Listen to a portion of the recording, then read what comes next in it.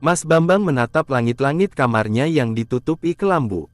Beliau terlihat menyandarkan kepala di kedua tangannya sebagai alas kepalanya.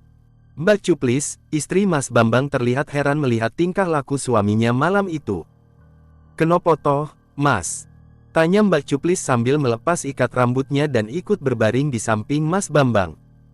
Mas Bambang terlihat kaget dengan kehadiran istrinya. Ora opo-opo, Dek," jawab Mas Bambang. "Ojo ngelamun wae toh," kata Mbak Cuplis lirih.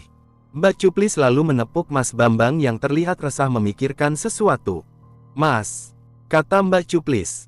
"Dalem, Dek," jawab Mas Bambang sambil balik memeluk Mbak Cuplis.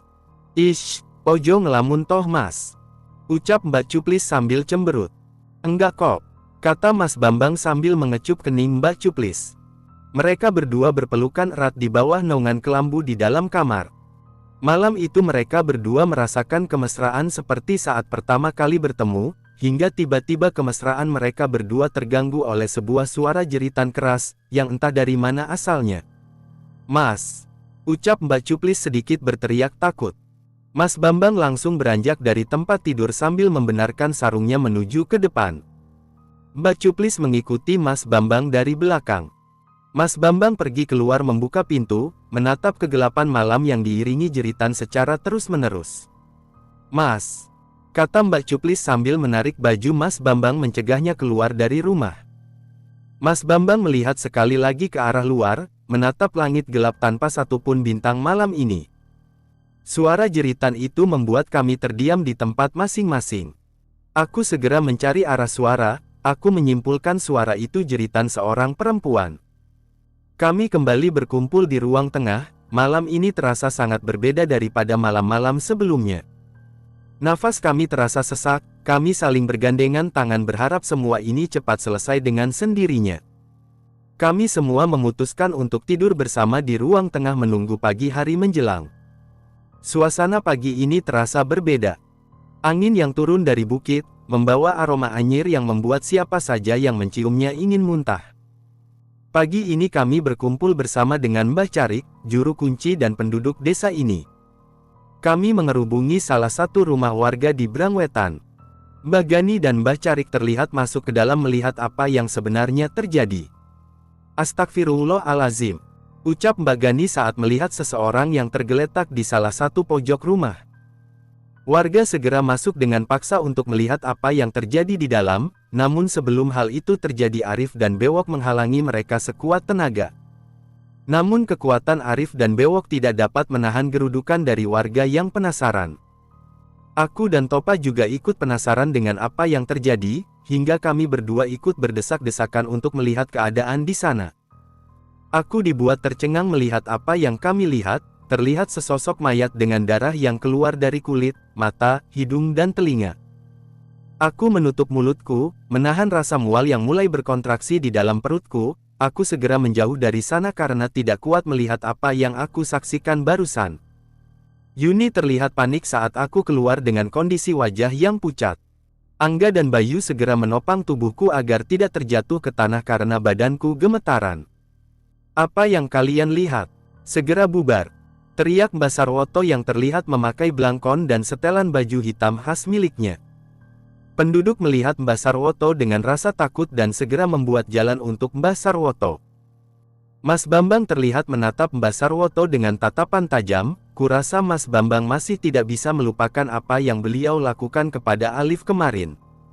"Sudah dimulai," kata Mbah Sarwoto saat melihat sosok mayat yang berlumuran darah itu.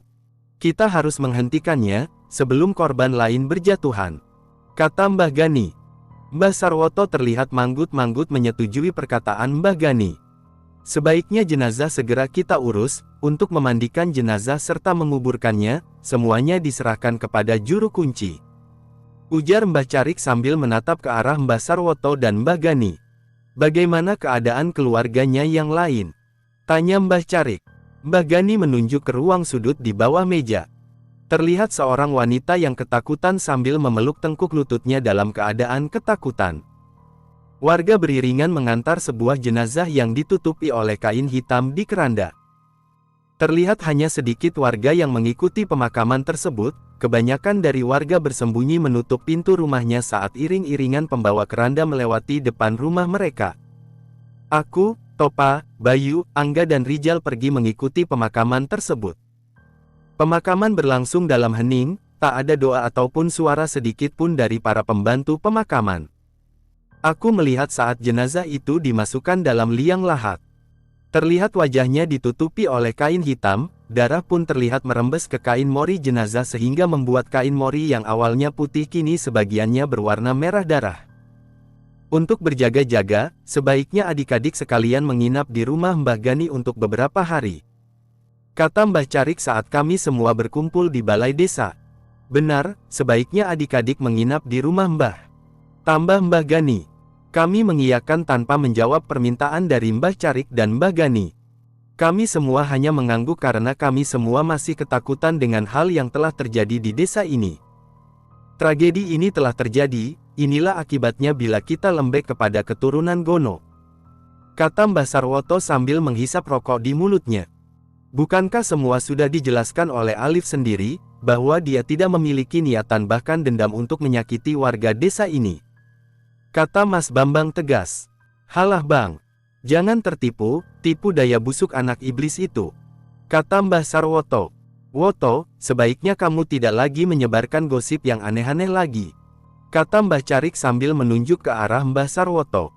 Apa yang kau lakukan kemarin sudah melanggar hukum. Tambah Mbah Carik. Mbah Sarwoto terlihat kesal dengan pernyataan Mbah Carik. Beliau lalu menghisap rokoknya dalam-dalam sambil menahan rasa marah akibat direndahkan di hadapan kami dan juru kunci yang lain. Alif, tidaklah seperti yang dipikirkan Woto. Kata Mbah Sarkem mencoba menenangkan. Sekali keturunan iblis ya tetap iblis Mbah. Ujar Mbah Sarwoto. Bukankah semua kejadian ini bermula dari Branglor, di mana kamu menjadi juru kuncinya Sarwoto? Kata Mbah Gani. Semenjak sesajen dan tumbal kepala kambing di Watu Gajah, saya sudah mendapatkan firasat buruk. Harusnya semua ini tanggung jawabmu. Tambah Mbah Gani menyudutkan Mbah Sarwoto. Apakah hanya saya satu-satunya juru kunci di desa ini? Saya sudah semampu saya menyelidiki apa yang terjadi di Watu Gajah. Apakah kalian peduli? Bentak Mbah Sarwoto sambil menggebrak meja. Tenangkan dirimu, Woto. Bentak Mbah Carik. Seandainya Mbah Kliwon masih hidup, mungkin dia akan melakukan apa yang saya pikirkan sepanjang hidup saya. Tambah Mbah Sarwoto. Dan kau, kata Mbah Sarwoto sambil menunjuk ke arah Mas Bambang. Seandainya bukan kau yang dipilih sebagai juru kunci setelah kematian Mbah Kliwon, desa kita tidak akan seperti ini, ujar Mbah Sarwoto. Suasana menjadi lebih tegang sampai kami harus seringkali menahan napas mendengar perdebatan mereka. Aku masih tidak mengerti apa yang sebenarnya terjadi. Kenapa Mbah Sarwoto begitu memuja Mbah Kliwon dan membenci Alif? Lalu apa yang membuat Mbah Sarwoto marah atas ditunjuknya Mas Bambang sebagai salah satu juru kunci di desa ini? Sore ini Arif pulang dari ladangnya dengan langkah yang cukup tergesa-gesa. Dia seperti mengejar waktu karena matahari yang hampir terbenam di ufuk barat. Dia melewati jalan kecil yang menembus ke arah palung mayit agar segera turun dari Brangkulon. Arif terlihat menatap palung mayit sebentar, dia seperti melihat seseorang berada di sana. Alif, kata Arif lirih saat melihat Alif yang seperti menggali sesuatu di palung mayit. Alif melihat ke arah Arif yang terlihat diam mematung memperhatikan, dia pun berdiri saat melihat Arif yang mengawasinya. Arif segera sadar dan berlari. Namun naas bagi Arif, dia terjatuh sehingga membuat kakinya terkilir hingga kesulitan untuk berdiri. Alif terlihat keluar dari palung mayit dengan membawa parang di tangannya menuju ke arah Arif yang sedang kesakitan.